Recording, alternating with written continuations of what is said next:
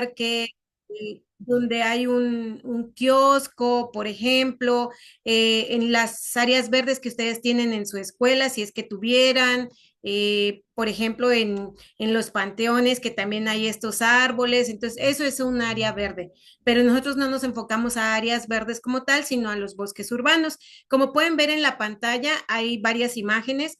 Esas son imágenes aéreas de lo que es la ciudad de Jalapa, donde si pueden ver todavía se alcanza a apreciar grandes manchones de vegetación, por lo cual Jalapa ha sido denominada lo que es una ciudad verde, que quiere decir que todavía tiene una gran cantidad de cobertura forestal dentro de la ciudad y que además tiene lo que es un tipo de vegetación denominado bosque mesófilo de montaña, que tiene ciertas características específicas, es decir, hay una gran cantidad de humedad, normalmente se puede apreciar lo que se le dice el chipi chipi, o sea, cuando está brisando, en esta temporada es mucho más frío, en temporada de lluvias, pues las lluvias son un poquito más prolongadas, etcétera.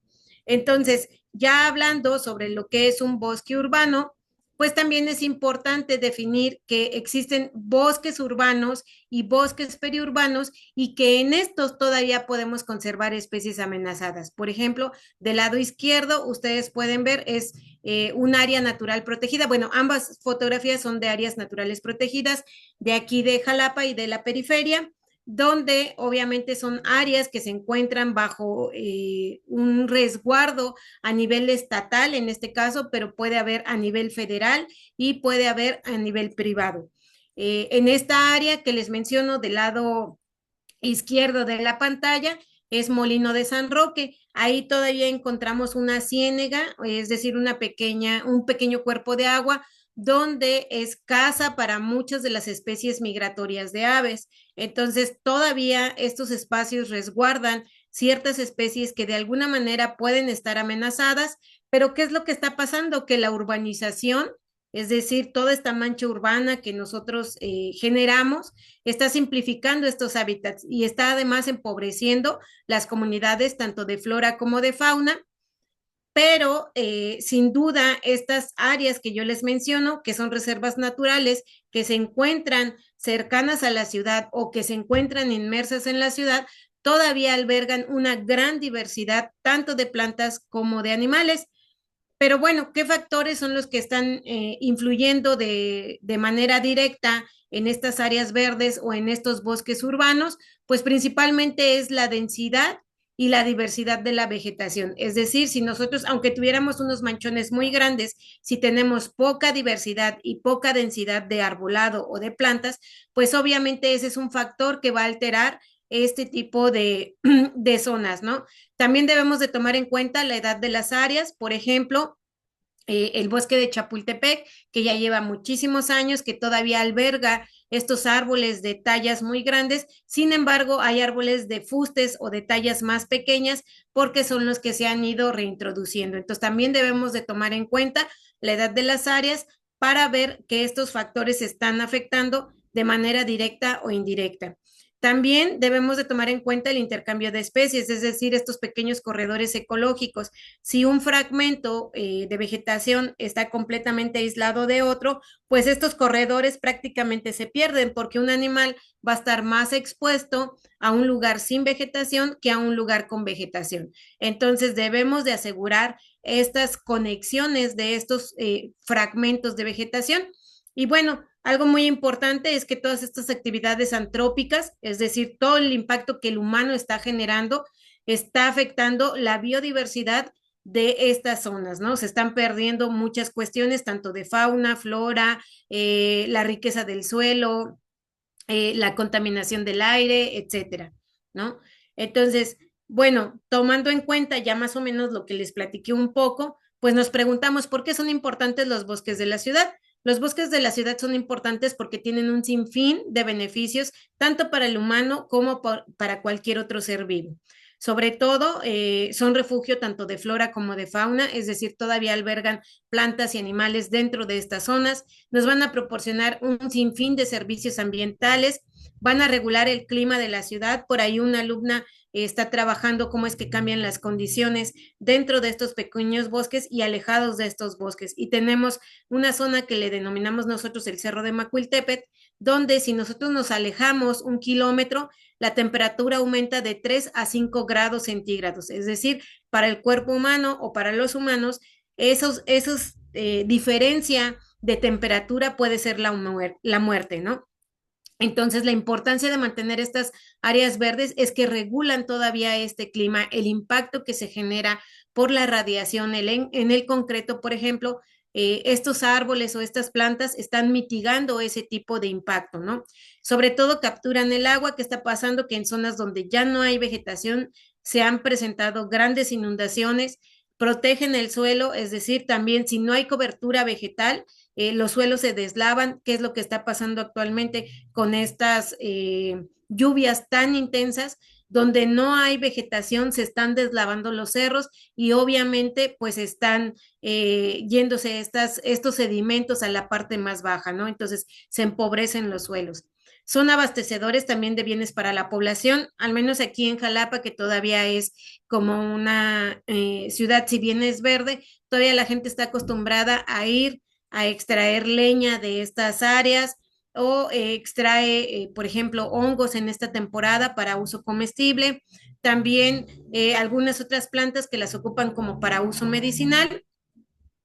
Y bueno, hablando ya un poco de esto, nada más es como para que ustedes tengan un panorama general. Los ecosistemas de montaña, pues más o menos albergan aproximadamente el 25% de la superficie mundial y en México entre el 25 y el 50% es sistema montañoso. Si nosotros agarramos el mapa de la República Mexicana, podemos ver que el sistema montañoso que tenemos es muy grande, desde la Sierra Madre Oriental, la occidental, el eje neovolcánico transversal, la Sierra del Norte, la Sierra del Sur, etcétera. Entonces, prácticamente México es privilegiado porque todavía tiene este sistema montañoso. ¿Y por qué les hablo de esto? Porque, por ejemplo, aquí en Jalapa estamos en lo que es la parte central de Veracruz, donde todavía tenemos este sistema montañoso muy evidente, ¿no? Ustedes, si están en Ciudad de México, pueden voltear a ver hacia el área donde está Puebla y podemos encontrar todavía el Popocatépetl, el Iztaccíhuatl. Si nos vamos más hacia Tlaxcala, pues está la Malinche, tenemos una gran cantidad de cerros que nos rodean, ¿no? Y bueno, este sistema montañoso es muy importante porque de ahí es de donde obtenemos el abasto de agua para la población humana. Y más o menos, aproximadamente 1/3 de toda la riqueza de plantas del mundo se encuentra en estos sistemas montañosos. Entonces, la importancia de todavía mantener estas zonas, pues de alguna manera es relevante, ¿no? Entonces, para que volteen a ver la importancia que tiene México y por eso, si bien hay desabasto de agua en algunas zonas, en algunas otras zonas el abasto de agua es constante y afortunadamente es continuo, ¿no? Como es esta zona de Veracruz, que pues todavía hay manantiales, encontramos muchas fuentes de agua, mucha del agua que hay aquí en Veracruz también se va a Ciudad de México. Y bueno, gracias a esto, pues nosotros podemos consumir agua potable. Pero bueno, nos preguntaremos qué podemos hacer para mantener la diversidad de estos bosques urbanos y periurbanos. Pues primero que nada es conocer su composición, es decir, qué plantas y qué animales hay dentro de estas áreas. Posteriormente, pues obviamente seguir resguardando los bosques de la ciudad. Para esto debemos de trabajar para enriquecer con especies típicas, con especies nativas, evitar estas especies exóticas, estas especies introducidas que vienen de otras partes del mundo y sobre todo asegurar la conectividad que hay en estos pequeños manchones o grandes manchones. Y todo esto, pues también es muy importante, sobre todo mantener o conservar el cinturón de los bosques que nos rodean. En ustedes, si están en Ciudad de México, pues obviamente si salen a las afueras, todavía pueden encontrar una gran cantidad de cerros que rodean a la Ciudad de México y sobre todo mantenerlos. Platicarles un poco a grandes rasgos qué es lo que hacemos aquí en el instituto. Nosotros estamos evaluando las áreas naturales protegidas y estos bosques tanto urbanos como periurbanos. Actualmente ya trabajamos con 4, que es la Martinica, se encuentra en el municipio de Banderilla, Y tenemos otros tres, bueno, uno que es el Parque Francisco Javier Clavijero, que es un pequeño fragmento muy grande de bosque periurbano. Tenemos también el Bosque Caná, que está dentro de la zona universitaria, y el Parque Natura, que también es una mancha muy grande. Junto con el equipo, lo que hacemos es evaluar la diversidad, la conectividad y evaluamos además si realmente estos bosques están cumpliendo con la función que originalmente se tenía. Y bueno, para esto pues hacemos diferentes visitas, hacemos los listados, evaluamos la captura de carbono, se evalúa también cómo es que están distribuidas estas especies y qué fue lo que encontramos.